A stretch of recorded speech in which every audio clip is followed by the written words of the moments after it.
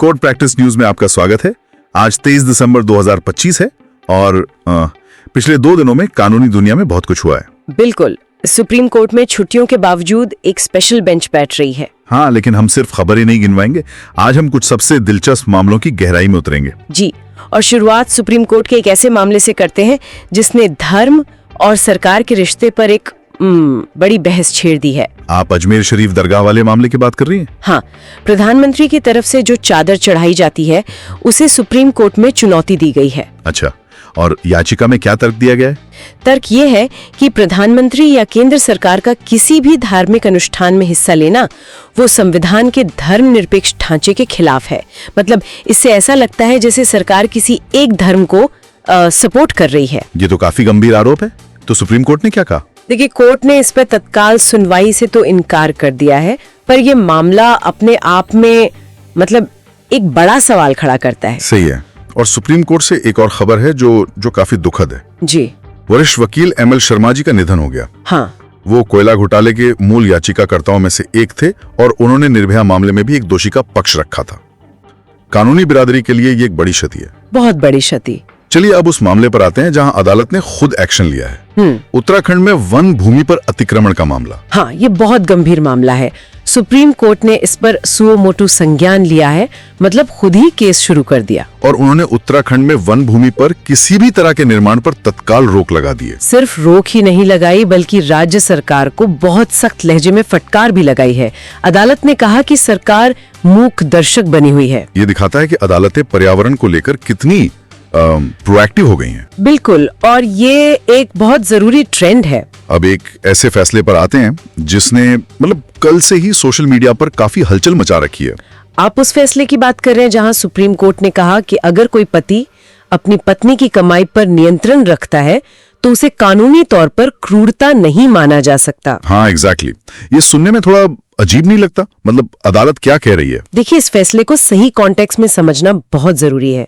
अदालत ये बिल्कुल नहीं कह रही कि ये व्यवहार सही है। तो फिर वो बस ये कह रही है कि तलाक के लिए क्रूरते की जो कानूनी परिभाषा है, जो एक बहुत ऊंचा स्टैंडर्ड है, सिर्फ कमाई पर कंट्रोल रखना उस स्टैंडर्ड को पूरा नहीं करता। लेकिन अदालत ने इसे भारतीय समाज का दर्पण भी कहा। इस टिप्पणी का क्या मतलब है? हाँ, ये टिप्पणी ही सबसे ज्यादा विवादास्पद है। एक तरह से अदालत सिर्फ एक सामाजिक हकीकत बता रही है कि ऐसा होता है, पर आलोचकों का कहना है कि इससे गलत संदेश जा सकता है। तो ये एक और बहस को जन्म देगा। बिल्कुल। और एक और दिलचस्प टिप्पणी आई है जजों के रिटायर होने से ठीक पहले फैसले सुनाने के चलन पर। हाँ, अदालत ने इसे क्रिकेट मैच के आखिरी ओवरों में छक्के मारने जैसा बताया है। जी, और इसे एक दुर्भाग्यपूर्ण चलन कहा है। ये अच्छी बात है कि न्यायपालिका अपने अंदर भी सुधार की बात कर रही है। सही बात है। चलिए अब हाई कोर्ट्स की तरफ चलते हैं। दिल्ली हाई कोर्ट से गांधी परिवार के लिए मुश्किलें बढ़ती दिख रही हैं। जी, नेशनल हेराल्ड मामले में प्रवर्तन निदेशालय यानी ईडी की याचिका पर कोर्ट ने सोनिया गांधी और राहुल गांधी को नोटिस जारी कर जवाब मांगा है। तो ये मामला अभी और चलेगा? हाँ, लगता तो यही है।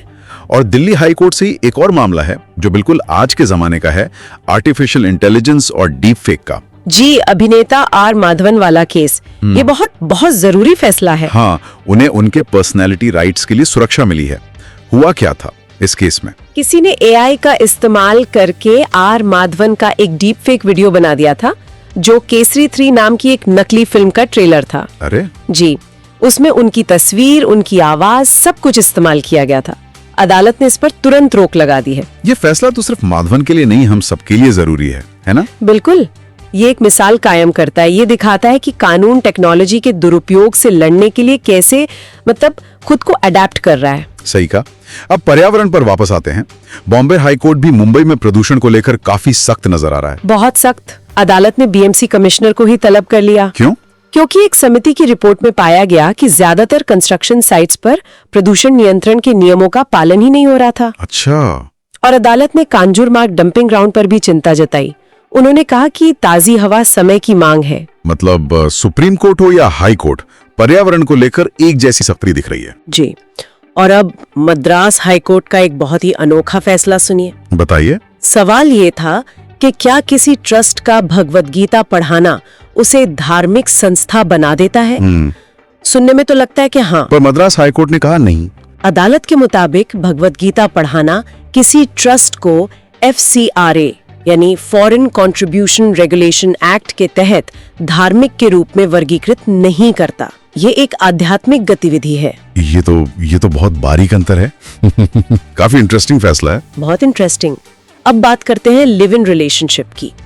इस पर इलाहाबाद हाई कोर्ट से मिले जुले संकेत मिल रहे हैं। मिले जुले कैसे? देखिए, एक मामले में तो कोर्ट ने 12 लिव इन जोड़ों को सुरक्षा दी और कहा कि वयस्कों को अपनी पसंद से जीने का अधिकार है। ठीक है, ये तो सही है। लेकिन एक दूसरे फैसले में उसी अदालत ने ये भी साफ कर दिया कि अगर कोई पार्टनर पहले से शादीशुदा है और उसका तलाक नहीं हुआ है तो ऐसे रिश्ते को कानूनी संरक्षण नहीं दिया जा सकता। अच्छा, तो ये एक जरूरी शर्त है, मतलब आपका पहले से शादीशुदा न होना। एग्जैक्टली। अब कुछ और हाई प्रोफाइल मामलों पर भी एक नजर डाल लेते हैं।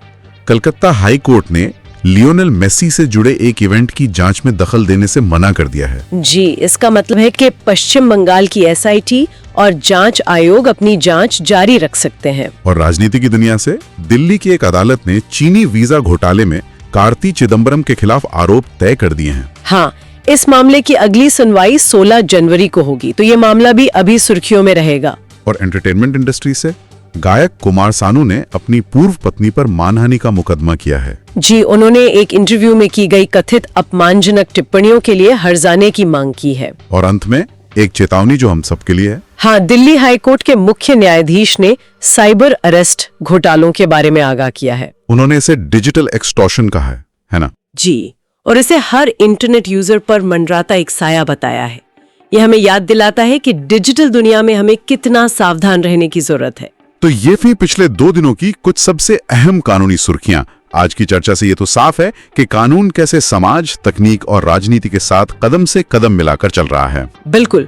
और आज की चर्चा से एक बड़ा सवाल ये भी उठता है कि क्या हमारी अदालतें सिर्फ कानून की व्याख्या कर रही हैं या फिर समाज और टेक्नोलॉजी के बदलते दौर में वो खुद एक एक्टिव एजेंट की भूमिका निभा रही हैं? ये सोचने वाला सवाल है। हाँ, और अगर ऐसा है तो इस न्यायिक सक्रियता की सीमा क्या होनी चाहिए? क्योंकि एक तरफ तो ये नागरिकों के अधिकारों की रक्षा करती है, पर दूसरी तरफ ये विधायिका और कार्यपालिका के क्षेत्र में दखल के सवाल भी खड़े करती हैं। इसी गहरे सवाल के साथ आज के लिए बस इतना ही। कोर्ट प्रैक्टिस न्यूज सुनने के लिए आपका बहुत बहुत धन्यवाद।